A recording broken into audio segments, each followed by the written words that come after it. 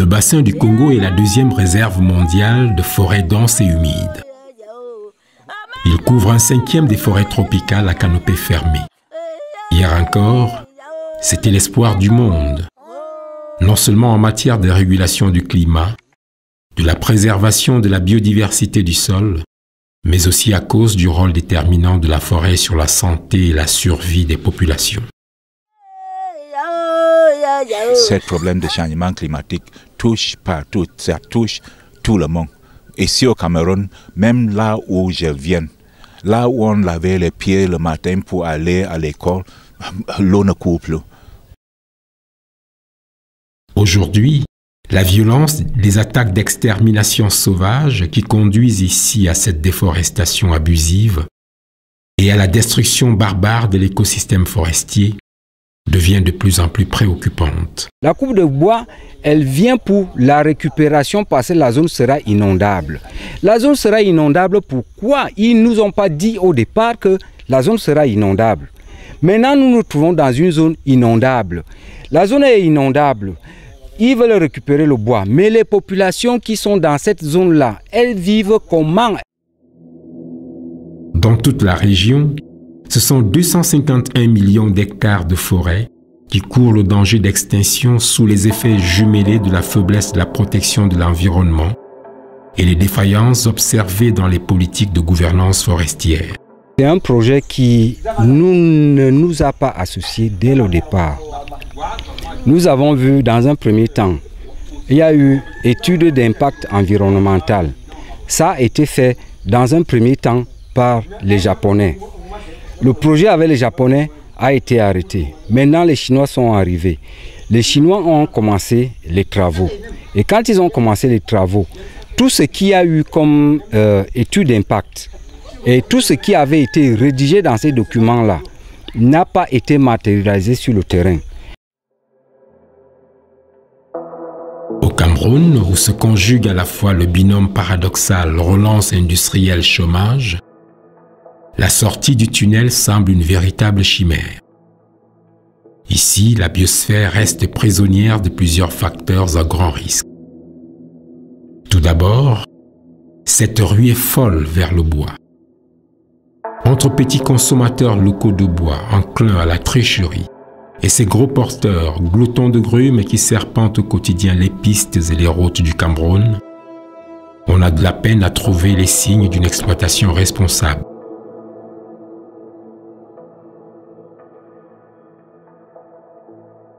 Non seulement il y a des problèmes d'exploitation illégale dans les forêts communautaires, mais encore l'argent issu de l'exploitation des ressources forestières, des forêts communautaires, ne profite qu'à quelques individus qui sont à la tête des entités juridiques de ces forêts communautaires, alors que cet argent doit profiter aux communautés.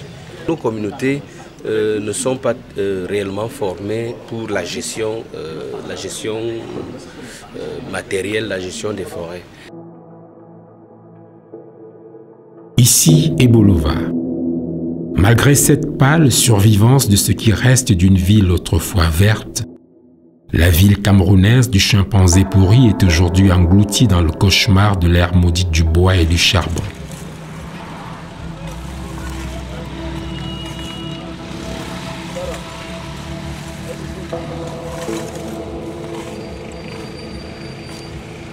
Les petits exploitants de l'or noir, en quête quotidienne de survivance, n'hésitent pas à mettre en même temps leur vie et celle de la couche d'ozone en danger.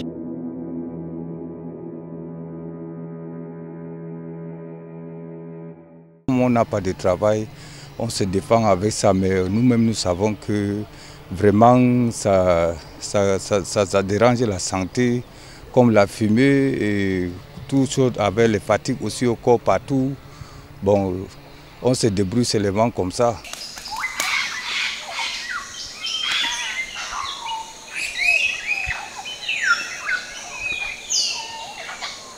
Pour installer une société d'exploitation forestière, cette rivière a été déviée de son cours.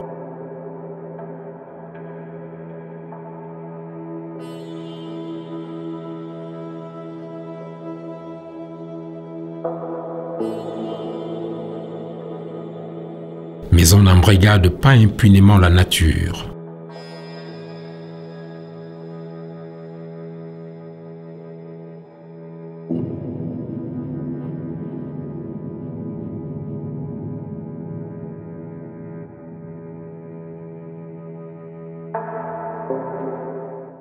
Papa a pêché ça dans la cuisine. Depuis 1959 que nous sommes installés ici au quartier, il n'y a jamais eu l'eau dans le marécage, dans notre quartier que vous voyez là. C'est quand une société s'est installée dans la ville de Bova, en bordure de la rivière de marécage, c'est lui qui a repoussé l'eau, que toute la maison, même celui qui était en pente, est inondé.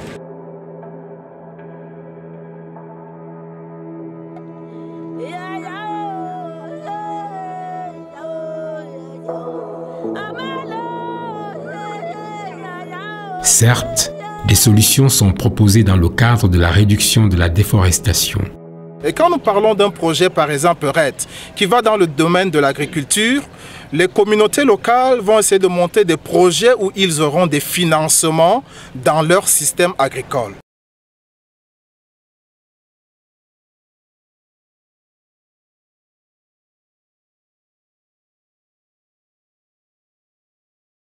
Les ministères en charge de l'environnement ont pris des mesures dans ce sens. La plus grande action visible que le gouvernement a apportée pour essayer de lutter ce changement climatique, c'est la mise en place, pas seulement la mise en place, de la formalisation, de l'actualisation de la mise en place de l'observatoire. Avec les opérations de l'observatoire, toutes autres activités vont suivre.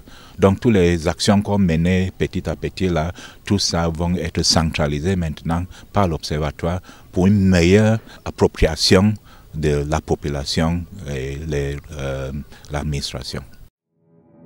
Pourtant, du point de vue stratégique, les politiques de gouvernance environnementale et forestière ne semblent pas avoir trouvé la vraie cadence.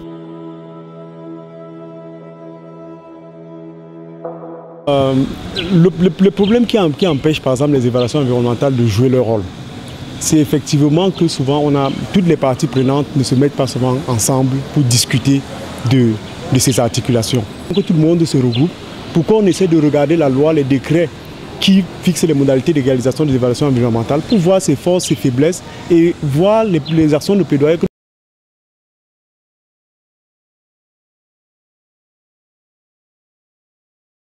Normal donc que l'État soit indexé pour répondre de toutes ces défaillances liées à l'exercice du management environnemental et forestier.